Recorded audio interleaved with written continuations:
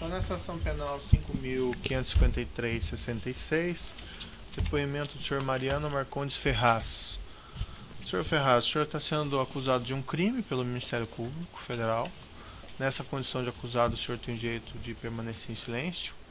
O senhor usar esse direito pela nossa lei, isso não lhe traz nenhum prejuízo, mas também a oportunidade que o senhor tem de falar no processo.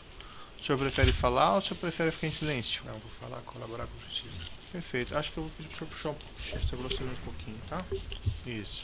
Senhor Mariano, bem objetivamente, esse processo diz respeito aqui a um fato bem definido, que são esses pagamentos que teriam sido efetuados segundo o Ministério Público nessa conta Ost Invest Finance. Consta aqui a afirmação que contas que seriam, segundo o Ministério Público, controlados pelo senhor, teriam efetuado os depósitos nessa conta Ost Invest de cerca de 868 mil dólares. O senhor pode me relatar o que foi isso, como é que isso surgiu? Eu representava uma empresa aqui no Brasil chamada Decal. E se eu puder fazer um pouco histórico da operação, enfim, com a abertura de mercado em 80 e em 86, fizemos um estudo de mercado para construir um parque de tancagem no Brasil. O Brasil era, na época, deficitário em estrutura portuária, e identificamos o Nordeste para construir o terminal. Certo. Existia de fato uma quebra de monopólio, então uma demanda. Antes de construir o terminal, nós fomos às empresas privadas, distribuidores, e tivemos cartas de intenção para a construção de terminal. O terminal não era um terminal que seria construído para prestar serviço para a Petrobras, mas prestar serviço para o mercado. A Petrobras, na ocasião, era importadora, mas tinha 35% de mercado através da sua distribuidora. Então, construindo o terminal, a empresa foi construída no ano de 2000, aproximadamente. Eu fiquei com 5% da empresa. A construção começou em 2002 e a construção terminou em 2005. E o senhor era o que? Era o representante ou o senhor era o executivo da empresa? Não, no início eu era representante da empresa no Brasil. Tá. E a partir do momento que constituímos a empresa, eu recebi um convite do sócio majoritário, que é um grupo italiano, de ficar com uma participação, e eu fiquei com 5% do terminal. Quem que é esse sócio majoritário? É uma família que chama Tribaldi. Tribaldi. É. E tem um nome, desculpa minha ignorância, mas tem a Decal também fora Decal do Internacional. Eles têm terminais em alguns países, e normalmente o modelo de negócio é onde o mercado abre, Sim. onde você consegue prestar serviço e oferecer a tancagem para terceiros. Não é uma empresa, não é uma distribuidora, é uma empresa que só armazena combustível para terceiros no mundo todo. E aí todo. abriram uma filial aqui e o senhor tinha 5%? Eu tinha 5% da empresa. E o senhor continuou só como representante ou começou a administrar também? Não, eu fazia a gestão comercial da empresa. Eu tinha uma participação de 5% na empresa e fazia a gestão comercial da empresa, e como desde é que o a início. coisa evoluiu daí? Então, começamos a operar em 2005, e naquela ocasião, quer dizer, a gente fez um estudo de mercado, esperamos 2, 3 anos para que o mercado acomodasse a abertura de mercado.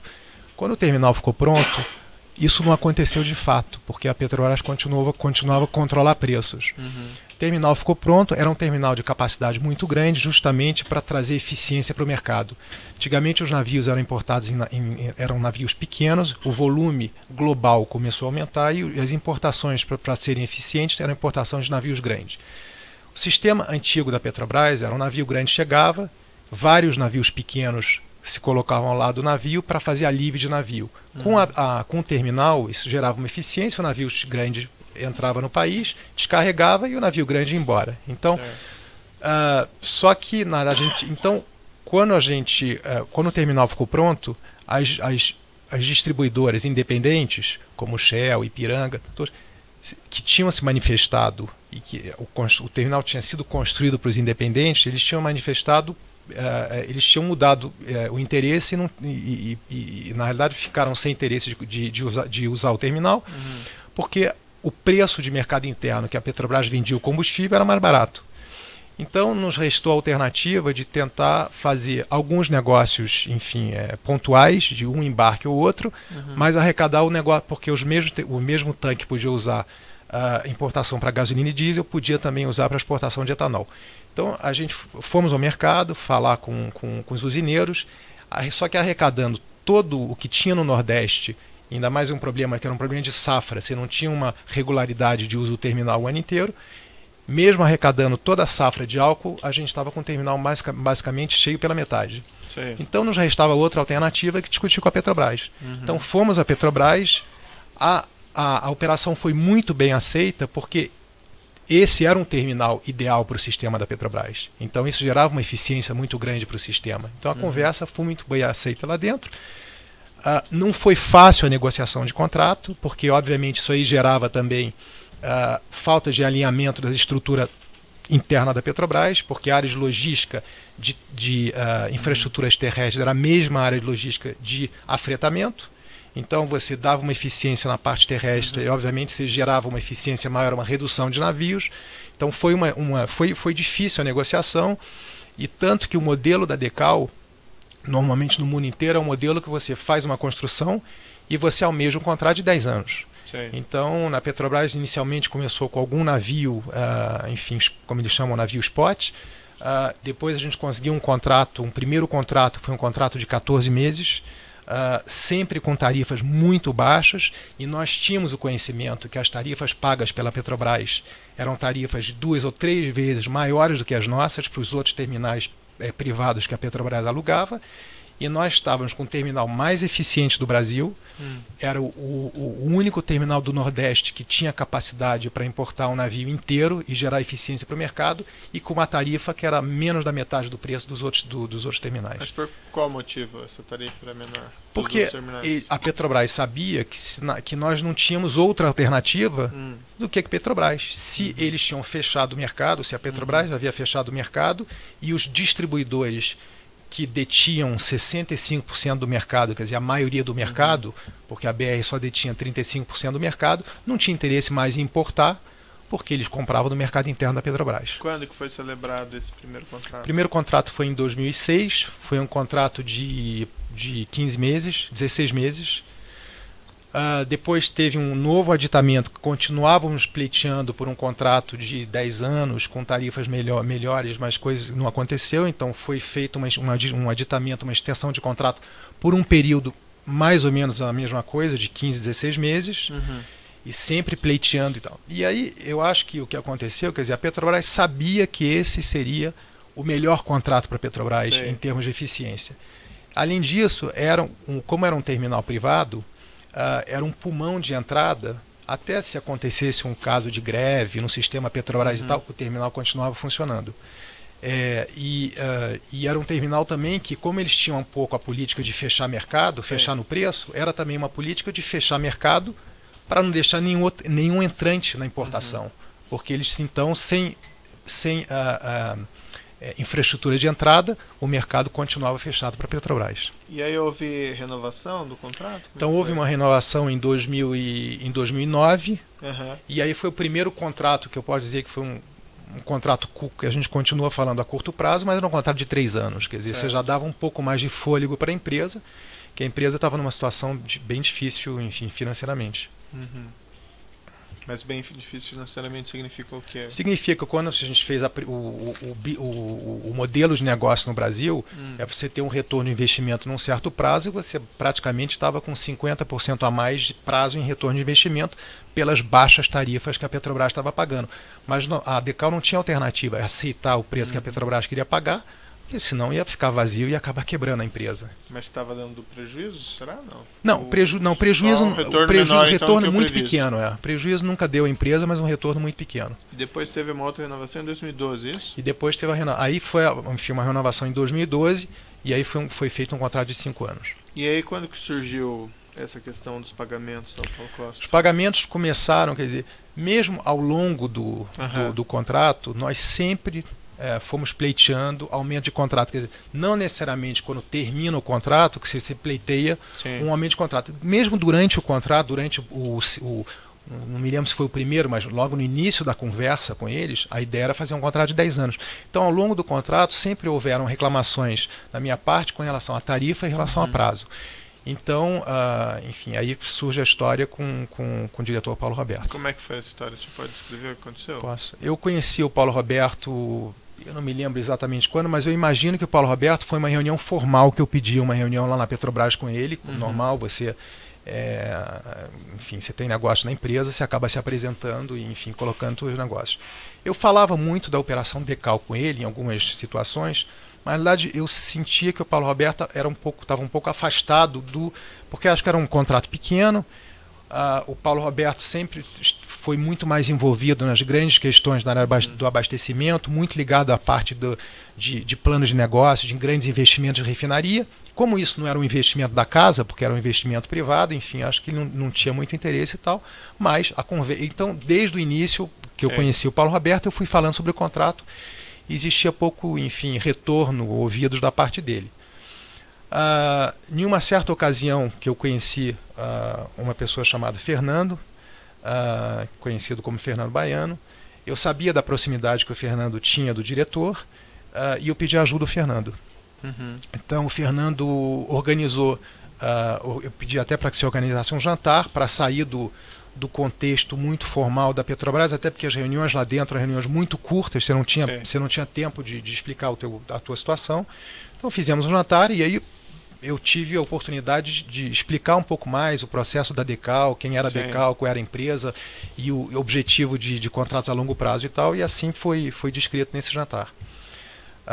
Em uma ocasião eu marquei uma nova reunião com o diretor, a reunião foi lá enfim, dentro da empresa na Petrobras, e enfim, na realidade, se eu posso voltar um pouco a descrever a história da denúncia, quer dizer, a denúncia, não estou querendo sair mas foi a denúncia não foi exatamente o que aconteceu, porque a denúncia o que houve foi uma solicitação direta do Paulo à minha pessoa com relação ao terminal, para as coisas caminharem, foi assim que foi colocado. Me foi diretamente feito um pedido de um valor de 3% em pagamentos mensais sobre o valor do contrato, coisa que no primeiro momento eu me assustei, enfim. Onde que foi essa solicitação? Se eu não me engano, não foi mesmo lá no escritório dele, lá na Petrobras. Antes ou depois do jantar? Imagino que seja depois do jantar, porque primeiro houve o jantar, o Fernando apresentou, eu tive a oportunidade de apresentar o negócio. No jantar não foi discutido questões de pagamento, foi a oportunidade de descrever o negócio e a aflição que nós tínhamos como Decal de um negócio que não era rentável para a empresa. E quando ele solicitou isso, estava o senhor e ele ou estava mais gente? Não, eu sempre participei das reuniões com o Paulo Roberto sozinho, sempre eram reuniões normalmente feitas lá no próprio prédio da Avenida Chile. E o senhor se recorda mais ou menos os termos que ele colocou para o senhor? Me colocou que para a coisa caminhar era necessário fazer um pagamento e ele foi direto ao assunto e o valor mencionado foi 3%. Isso foi antes dessa renovação de 2012? Foi antes da renovação, sim. E esses valores aqui, os 800 e tantos mil dólares, é desses pagamentos? Referente ao pagamento, houve um pagamento anterior. A renovação foi em 2012, houveram pagamentos em 2011. Teve um pagamento inicial, que são 240 mil dólares, que na realidade foi um pagamento. Eu fiz um cálculo de um ano de contrato com a comissão que tinha sido definida, que era 1 ano e meio, quer dizer, tinha sido solicitada no sentido de que ele mencionou que o mínimo da comissão seria 1,5. De prontidão eu aceitei naquele momento da reunião. Então o que foi feito foram cálculos baseados em remuneração no contrato mensal e na realidade eu convertia naquele momento para fazer os pagamentos em dólares. Consta aqui que os pagamentos pararam em fevereiro de 2014. Teve pagamentos posteriores? Não, pagamentos posteriores não teve. Enfim, a realidade foi pagamento parou porque, enfim, foi o início da operação do Lava Jato. E, na realidade, essa operação também foi um grande alívio para vários empresários que sofreram essa mesma situação. Mas o senhor Paulo Costa, ele deixou a Petrobras, foi ali em 2012 ainda, né? Certo. Por que continuou pagando? Bom, eu nem acompanhei, enfim, aliás, eu nem tive mais com o Paulo depois das ocasiões das reuniões da Petrobras. Mas o pagamento continuava porque o genro dele, que é o Humberto, continuava solicitando os pagamentos e fazia uma pressão muito grande com relação aos pagamentos. E no nosso caso, quer dizer, no meu caso específico, o que a gente temia era o medo de eles darem alguma forma técnica de cancelar o contrato. E o próprio Humberto tinha colocado em situações de uma reunião que tive com ele, que apesar do Paulo Roberto estar fora, a estrutura permanecia a mesma. Então existia um temor grande da minha parte de que não houvesse renovação de contrato, ou então até causar uma situação de justificar que o contrato não fosse mais interessante para a Petrobras.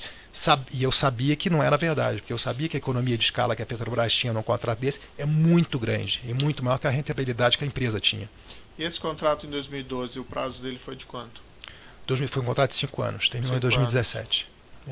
E essa questão tarifária que o senhor reclamou, que era baixa e tal, houve alguma melhora nesse período de tempo? Houve uma melhora do primeiro aditivo, do contrato inicial para o primeiro aditivo para o segundo aditivo, as melhoras foram muito pequenas. Houve uma melhora na renovação do contrato, mas quando a gente vê, quer dizer, foi uma melhora de reajuste de tarifas de tão defasadas que as tarifas estavam. E se a gente continua a perceber numa situação, quer dizer, os contratos da Decal, os pagamentos são, eu posso falar de 1/3 até 1/4 do que o mercado paga. Então tarifas que se pagam para a Decal, se pagavam até de 20 e poucos reais nos últimos contratos, o mercado paga 70, 80 reais por metro cúbico. Isso Mas o mercado interno? Ou o mercado internacional? Não, o mercado no Brasil. Para as tancagens privadas que existem no Brasil, o mercado paga 70, 80 reais, chegou a pagar até 100 reais. Então, aí a gente leva em consideração que é um contrato a longo prazo, que você tem um risco um pouco menor e tal, mas mesmo assim, o volume maior, mas mesmo assim as tarifas pagas para a Decal sempre foram tarifas pelo menos com 50% de desconto, se não é metade do preço que a Petrobras pagava e que o mercado continua pagando e pagava na época. Essas contas aqui mencionadas na denúncia, tem uma conta do senhor aqui, parece? Sim. E daí tem TIC Trading, Firma Invest, Firma Par. Sim, são empresas minhas. É uma coisa que eu também gostaria de deixar claro. Não teve nenhuma omissão, tentativa minha de esconder fatos, de esconder contas. Quando o Humberto me procurou para fazer os pagamentos, o Humberto deixou claro que ele tinha aberto uma conta na Suíça, que eu morava na Suíça, eu tinha aberto uma conta na Suíça para receber exclusivamente os pagamentos do genro do sogro dele, do Paulo Roberto. Eu, na época, quando ele me deu a conta da OST, eu nem sabia se a conta estava no nome do Humberto ou na conta que era uma conta no nome do Paulo Roberto. Eu efetuei os pagamentos. Essas empresas são empresas minhas. Os bancos, enfim, toda a documentação. São empresas assim, de papel ou são empresas Não, empresas, como é que é? Empresas de papel. Empresa de papel que tem... Conta offshore que o senhor tem. Contas offshore, enfim, eu residia fora e enfim, são contas offshore e até, enfim, se eu posso me colocar, porque algumas empresas aí, enfim, é o fato, eu sou uma pessoa bem centralizadora bem centralizadora enfim, no meu dia a dia, e a desorganização minha de não ter usado, por que usado uma conta, por que usado outra conta. O que eu gostaria de deixar claro é que não existiu nenhuma omissão, as contas são minhas, inclusive são contas que eu pago com minhas contas pessoais, são contas que eu uso cartão de crédito para pagar minhas contas pessoais, então não tem nenhum tipo de... Chegou a ser celebrado algum contrato, alguma coisa? Não, nunca foi celebrado nenhum contrato. E esse aqui... O senhor não declarou esses pagamentos, imposto de renda, coisa parecida? Não, porque eu dei saída do Brasil quando... em 2000, quando eu fui morar fora com meus filhos, foi em 2007. Mas o senhor não declarou esses valores de alguma forma, em algum lugar? Não declarei. Se eu me permito, eu não tinha, enfim, a necessidade de declarar, porque eu estava sob uma base fiscal na Suíça que chama forfait fiscal, que é uma base fiscal que você faz um acordo anual e você paga um FII anual, enfim, pela residência lá. É uma forma que existe lá. E esses valores daí foram, vamos dizer assim, contabilizados como custos no ADECAL? Como é que foi feito isso aí? Não, porque foram pagamentos que eu fiz mesmo com meus recursos. Então não tinha nem ciência da empresa e nem estava no, enfim, como pagamentos da Decal para Então foram os gastos diretores. pessoais do senhor? Foram pagamentos que foram feitos das minhas contas, Mas sim. compensava esses gastos com os seus ganhos nesse contrato da Decal? Sim, compensava numa certa forma. Quer dizer, eu tenho um contrato de gestão com a empresa enfim, então quando aconteceu isso, eu não tinha alternativa, eu acabei obviamente pagando e enfim, eu tenho uma remuneração que me dava a permissão, me dava enfim, a possibilidade de fazer esse pagamento. E o senhor chegou a comentar esses pagamentos com alguém? Procurou polícia, Ministério Público, ou mesmo dentro da empresa? O senhor tentou resolver isso de alguma outra forma, além de, vamos dizer, ceder essa solicitação? Não, eu simplesmente cedi a solicitação. Depois que o Paulo Roberto foi preso lá em 2014, o senhor não achou que deveria talvez procurar as autoridades e revelar esses fatos? Talvez, eu estava, enfim, totalmente à disposição da justiça. Gostaria também de deixar claro que eu fui preso no ano passado, em uma visita no Brasil. Eu continuei a frequentar o Brasil de forma bastante regular e de forma nenhuma, quer dizer, eu estava à disposição e se tivesse que fazer um depoimento, eu viria para o Brasil. Inclusive deixar também, eu sei que foi pedido um passeio, enfim, a minha vida, há 10 anos minha vida é na Europa, né? Então hoje eu estou numa situação, meus filhos estão lá, enfim, eu deixei a empresa e tal, mas de forma nenhuma eu deixaria de comparecer e jamais ficaria numa situação fugitiva. O senhor responde por um processo criminal aqui, sem né? dúvida. Então, assim, ainda concedia ao senhor fiança e não, tudo, o senhor sem responder dúvida. em liberdade, mas também não dá para o senhor ficar passeando pelo mundo. Não, ainda que a trabalho, certo. Não tem isso condições. Não, mas não é isso que eu gostaria de dizer. Era só para esse problema aqui. Não, sem dúvida. Não, mas não é o ponto que eu gostaria de fazer é que desde o início, mesmo no início da Lava Jato, quer dizer, eu estava até na expectativa que alguma coisa acontecesse, no sentido de que eu fosse chamado para depor. Obviamente eu me prontificaria e faria uma viagem no Brasil imediatamente, e mesmo porque eu continuava fazendo viagens para o Brasil, mesmo desde o início da Lava Jato, eu continuei fazendo viagens para o Brasil. E estive no Brasil 2 meses antes de ser preso, né? Depois desse contrato em 2012, teve alguma outra revisão desse contrato junto à Petrobras? Sim, teve uma... Então, o contrato de 2012 terminou em 2017. Certo. E em 2017, em abril, o contrato foi renovado de novo. Eu não participei, obviamente, dessa negociação. Mas nesse ínterim houve alguma mudança de tarifa, de alguma outra maneira? Não, durante o contrato não. Durante o contrato de 5 anos ficou a mesma tarifa e a mesma coisa. E agora, houve alguma mudança? Houve uma mudança. Não, acho que a tarifa é exatamente a mesma. Eu já não estou mais envolvido, mas a tarifa, se eu não me engano, é a mesma e um contrato renovado por 5 anos. Até porque, de novo, eu acho que foi um dos melhores contratos que a Petrobras já teve. O senhor Fernando Soares, o Hugo Baiano, que esteve aqui depondo, eu fiquei com a impressão que ele se sentia credor do senhor de pagamentos por conta dessa intermediação. Não houve algum acerto com ele? Não houve acerto com ele, porque, na realidade, no meu entendimento, quer dizer, a partir do momento que eu fui demandado de fazer um pagamento direto para o diretor, se eu tivesse que acontecer algum pagamento, o diretor que teria que fazer o pagamento para ele. E, enfim, na realidade não... Mas nunca houve alguma conversa com ele, por exemplo? Nesse posteriormente, sentido? Isso não. Sobre assunto Decal, nunca mais falei com o Fernando e enfim, foi isso que aconteceu. Certo, eu vou me limitar aqui aos que é objeto do contrato, da denúncia específico. Em princípio são essas questões. Sem esclarecimento, Excelência. O assento de acusação tem alguma pergunta? Os defensores têm alguma indagação específica?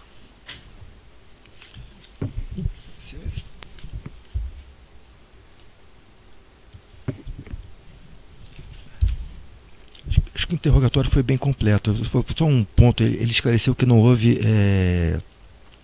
contrato com a empresa OST. Foi feito algum documento para dissimular, para esconder o negócio na época que eram feitos os depósitos na conta? Não, na época que eram feitos os depósitos nunca teve nenhum tipo de documento. Existia sim pedidos do Humberto sistemáticos para que fizesse o pagamento, e eu simplesmente fazia o pagamento na conta que tinha sido, tinha sido dada por ele. E depois da Lava Jato foi feito algum documento depois do... Sim. desencadeado a operação? Então, depois da Lava Jato, eu fui procurado por um agente do banco, do Humberto, do Banco Lombard Odier, me procurou dizendo que ele precisava ajustar as contas do Humberto e precisava de algum tipo de notas para ele fechar, inclusive, as contas do Humberto, assim que eu tinha entendido. E eu, doutor, ingenuamente, ele me procurou, eu atendi o telefone, eu vi uma pessoa ligando de um banco, eu acabei o telefone, nós todos somos bastante acessíveis. Eu atendi, marquei um encontro, ele me colocou essa situação e uma semana ou 10 dias depois eu entreguei umas faturas para ele, equivalente aos pagamentos que eu tinha sido feito. Fiz isso de uma forma ingênua, é verdade, porque na realidade, inclusive até eu repensando e quando eu li todos os fatos, a fatura é trocada, quer dizer, não faz sentido, quer dizer, eles tinham que me emitir uma fatura, eu acabei entregando 8 faturas, quer dizer, sem sentido, com os valores que ele tinha me pedido, ele queria, enfim, regularizar a conta do Humberto ou fechar a conta do Humberto, eu ingenuamente acabei entregando faturas para ele. Essas contas do senhor em que bancos que são? É uma série de bancos, mas normalmente todas elas, acho que são no Crédit Agricole e se eu não me engano no UBS tem uma conta de Julius Baer também. Todas na Suíça? Todas na Suíça. Genebra, Zurique? Todas em Genebra. Todas em Genebra. Tá. Mais perguntas? Que ano o senhor saiu do Brasil? 2007. 2007. E passou a residir na Suíça? Residi na Suíça. Na Suíça. Essas contas no nome das empresas do banco têm a sua identificação na ficha de abertura? Todas têm minha identificação. Eu sou o único, inclusive, que assina pelas empresas e o único que assina pelas contas também. Não tem nenhum tipo de procurador. Até de novo, voltando, eu sou muito centralizador na forma de trabalhar, então era assim que eu fazia. E o senhor, quando saiu do Brasil, deixou de pagar imposto de renda aqui, fez o procedimento da Receita, exatamente. Declaração de saída. Em 2007. Então não tinha obrigação de declarar imposto de renda no Brasil? Não tinha obrigação de declarar aqui e não tenho obrigação de declarar na Suíça, visto que eu tenho um acordo fiscal lá. Ou na ocasião eu tinha. Mas na Suíça, então, o seu imposto de renda é pago na Suíça? Não, eu tenho um acordo fiscal na Suíça, então você tem a necessidade de declarar no acordo fiscal os gastos na Suíça, mas não os rendimentos. Então, e paga um determinado valor por isso? Você paga um determinado valor por ano por isso. Quer dizer, é uma modalidade de pagamento de imposto? Que eles abrem hoje, como estão fazendo em outros países, como estão fazendo em Portugal, como estão fazendo na Itália, chama forfait fiscal, acordos fiscais. Esse contrato da Decal com a Petrobras, você tem noção do quanto isso representa de custo de economia para a Petrobras com relação ao modelo anterior?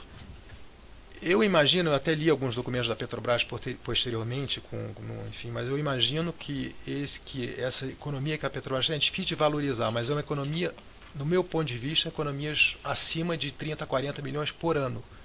Porque, de novo, é o único terminal que tem são coisas que não estão colocadas, mas a Petrobras sabe disso, é o único terminal que hoje pode receber um navio inteiro no Nordeste, é o único terminal que pode enquadrar a especificação de produto, então de vez em quando o produto vem fora de especificação, nós temos a licença de blendar, de fazer mistura de produto, então isso não tem nenhum outro terminal fora o sistema Petrobras que pode fazer isso, e na realidade dá para a Petrobras o que eles querem, quer dizer, fechar o mercado, porque é o único pulmão de entrada que tem no Nordeste, que é a região mais deficitária no Brasil, visto que tem poucas refinarias no Nordeste, principalmente a refinaria na Bahia, mas todas as refinarias são no Sudeste. Satisfeito, senhor. Obrigado, senhor. O senhor gostaria de falar algo ainda, senhor Mariano? Gostaria, doutor. Enfim, obviamente é uma situação que eu me arrependo muito por isso. A minha vida mudou completamente, quer dizer, hoje eu estou morando no Brasil, estou no Brasil há 1 ano, mais longe de atividades, estou afastado das empresas, tenho meus filhos morando fora, e enfim, então é uma coisa que certamente eu garanto que nunca mais vai acontecer, mas me arrependo muito do que foi feito, e infelizmente é um fato que a gente tem que passar por isso, e espero que o tempo vai me ajudar com isso. Tá certo, senhor Mariano. Então, declarar encerrado o depoimento, pode parar a gravação.